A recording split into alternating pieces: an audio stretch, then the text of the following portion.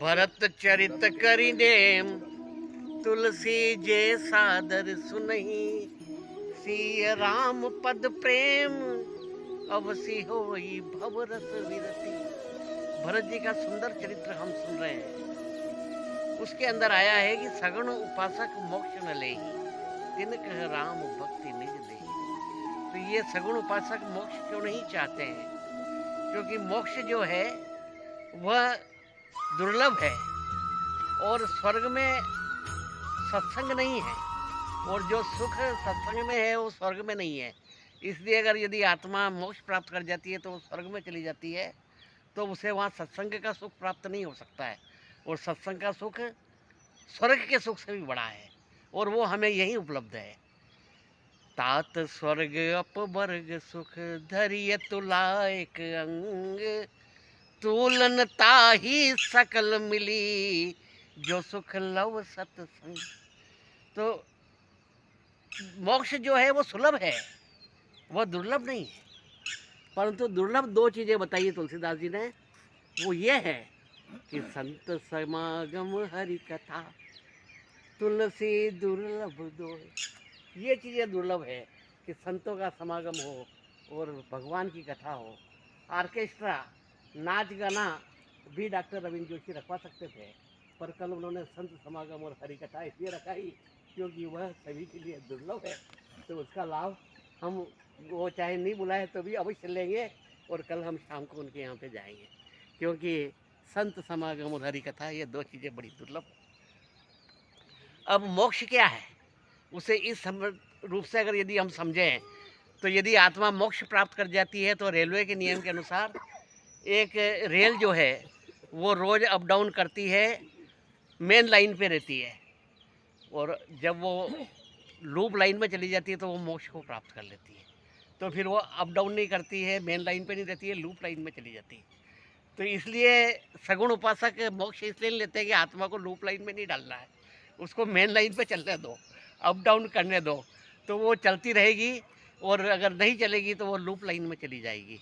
इसलिए और दूसरी चीज़ सबसे महत्वपूर्ण और है कि सगुण उपासक सभी सुख की कामना करते हैं, पर सगुण उपासक कहते हैं, वो कहते हैं कि हे भगवान, हमें जितना भी हो सके तुम दुख दो।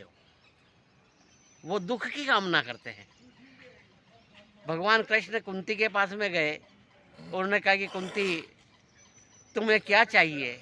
जो भी चाहिए संसार के सुख में तुम्हें दे सकता हूँ। तो भगवान, हमें सुख नहीं चाहिए, हम तो ये मांगते हैं कि हमें जितना हो सके आप दुख दो।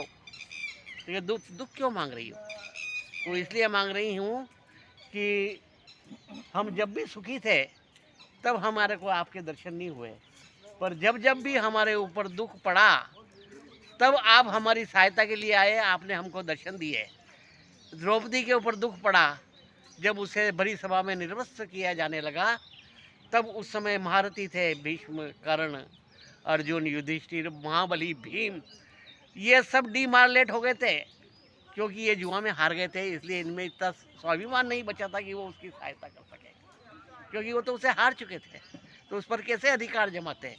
तो द्रौपदी जब निर्वस्त्र होने लगी तब उसने भगवान श्री कृष्ण को याद किया, और कृष्ण ने आकर के उसकी इज्जत लाज बचाई और उसकी सहायता की। पाई अनुशासन दुशासन के कोप छायो, द्रुपद सुता को चीर कहे वीर भारी है। भीष्म कर्ण द्रोण बैठे महारथी वहाँ, कामिनी की ओर कहीं एक न निहारी है।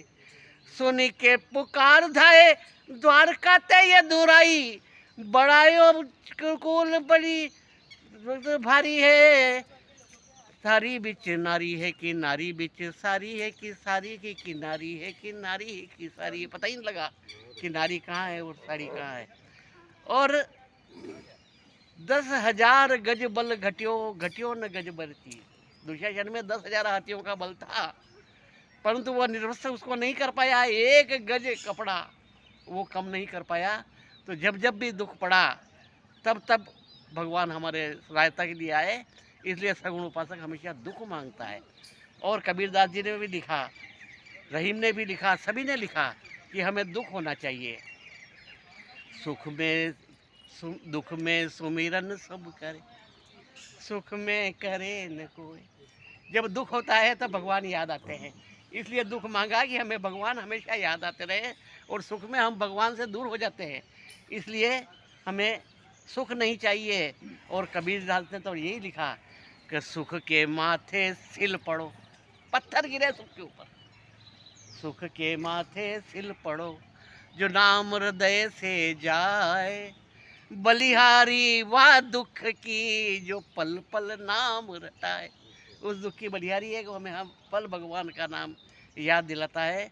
और रहीम कि रहीमन विपदा हूँ भली, जो थोड़े दिन होए, हित अनहित या जगत में, जानी पड़त सब कोय। तो विपदा को, दुख को सगुण उपासक हमेशा मांगते हैं और गले लगाते हैं, क्योंकि जीवन का यथार्थ यही है कि सुख और वैभव सगुण उपासक नहीं मानते हैं, मोक्ष नहीं मांगते हैं, वे तो दुख मांगते हैं और प्रभु भक्ति मांगते हैं और सत्संग मांगते हैं। तो आज ही नहीं, हम वर्षों से यहाँ पर सत्संग प्राप्त कर रहे हैं, वह स्वर्ग के सुख से भी बड़ा है और मोक्ष से भी ज़्यादा कीमती है, इसका महत्व हमें समझना है।